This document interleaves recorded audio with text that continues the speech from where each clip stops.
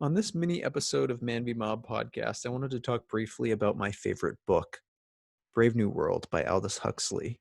But before I get into that, I should also probably talk about 1984 by George Orwell. These are fairly similar books in the sense of they both talk about dystopias. That's a favorite topic of mine. I understand how that's sounds a bit bleak, but it's very interesting. I think that we walk a fine line between infinite dystopias, and we're on that line right now, particularly as technology accelerates.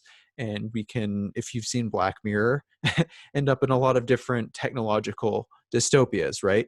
So, what 1984 was about was basically a totalitarianism similar to what you might see in Nazi Germany or the Soviet Union, which was basically like a paternalistic system, a violent system of suppression, of coercion, where there was the boot to your neck, you were forced to obey, you were being watched all the time by Big Brother, and you were it didn't matter what your thoughts of the system were. Well, it did in the sense of there was thought control and thought crime. If you were thinking the wrong thing, somebody you'd be reported. So it was this environment of heavy suspicion and dread and basically misery, abject misery. And it didn't matter whether you liked the system or didn't like the system, you were going to be the victim of it, and you're going to be exploited by it. Now, Aldous Huxley's dystopian vision in Brave New World, it starts off in a facility which is designed to produce humans. Humans at this point in time, I don't exactly recall the year when this is supposed to be taking place, but they are created in an assembly line process. So they are test tube babies, basically, and they are predestined for different roles. So you have alphas and betas and different varieties. So the ones that are used for labor, their test tube is shaken up and deprived of light and certain chemicals. And the ones that are destined to be leaders and do great things, those are the alpha batch, and it's more selective. And so anyway, at the beginning of this book, you have a field trip of students going through this facility and learning about how humans effectively are made. And you realize that the students on the tour themselves were a part of the they had grown up that way, or they were themselves made in the factory. So um, everybody is conditioned from a young age through various psychological practices and hypnosis and repetition and almost like Pavlov's dogs, conditioning, various conditioning methods to love their servitude to the system. So when they are feeling bad about themselves, or when they start to feel some type of doubt, they're encouraged to either take a drug called soma, engage in mass entertainment at either the movies, which are called the feelies in this book. Or they're not just movies, they're like 4D movies where they have scents that fill the theater, like perfumes and sensations, or to engage in various types of sport. There are different types of very strange sounding sports in this book, and on top of that, there's orgy porgy, which is when the notion that everybody belongs to everybody else, everybody is encouraged to have sex with everybody else.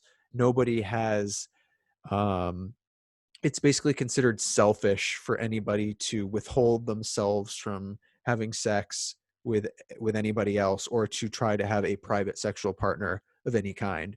So orgy is one of the means of sexual release, or of um, sort of distracting oneself.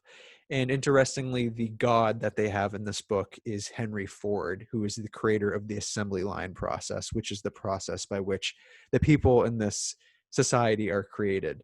So everybody has a role in the society. Everybody is encouraged to love their place in the society and to take drugs or to distract themselves with mass entertainment or sex if they ever start to doubt their love of the system. And it's very interesting because it mixes together a lot of concepts that would effectively ultimately take over in the world that we live in today, like pharmacological developments, meaning drugs and mass entertainment, the availability of streaming services and sporting events, and anything that could distract people from deeper systemic problems or things that are going wrong, putting any of that together, dwelling on their discontent, engaging in conversations with other people to distract from all of that. And then, of course, on top of all of that, the hookup culture that has developed through apps like Tinder and Bumble and all of that. So this notion that having the traditional relationship is maybe seen as more strange than it once was, not being just free and open to hook up. So it's interesting because you find out that there is a reservation, what's called in the book a savage reservation, which for us would be like an Indian reservation, where in the book it's basically where people who lived before the system became modernized and people born in a factory in test tubes, people who give birth the traditional way live on these reservations, and people who try to live by traditional standards of having families and having a mother and a father. So people can go and visit these reservations, and two of the main characters in this book do, and they're just completely shocked by what they see. They had no idea that this exists. So one of the main characters, I believe his name is Bernard Marx, and a lot of the names in this book are very on the nose and annoying, like Marx and Lenin and Mussolini and stuff like that. But um, it's one of the main characters basically wakes up. He becomes more sentient and is very disturbed, realizing that everybody is just a drone and doesn't have free will. And he realizes later in the book that the things that basically give life meaning, and the deeper substances like literature and history and religion have all been removed from this society and held in basically like a safety deposit box operated by the semi-dictator of this society. So he has taken all the things that could provoke feelings of uncertainty or skepticism or unhappiness or any really emotion besides just joy or appreciation for the system as it is, and and kept it off in a locked box. Anyway, worth reading 100%. Very, very interesting, and you will see a lot of parallels with society today.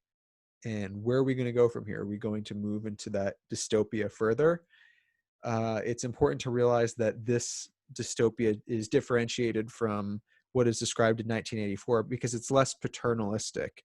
It's more maternalistic, meaning motherly. It's less about the boot to your neck and more about getting you to love the system and to be more um, to sort of like smooth out your rough edges and socialize you to the system.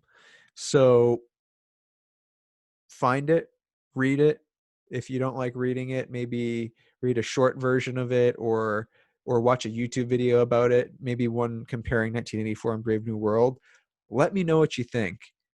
I've mentioned this before in my quick little social media videos, but my 4 favorite authors are George Orwell, Aldous Huxley, Kurt Vonnegut, and Chuck Palahniuk. So definitely check them out.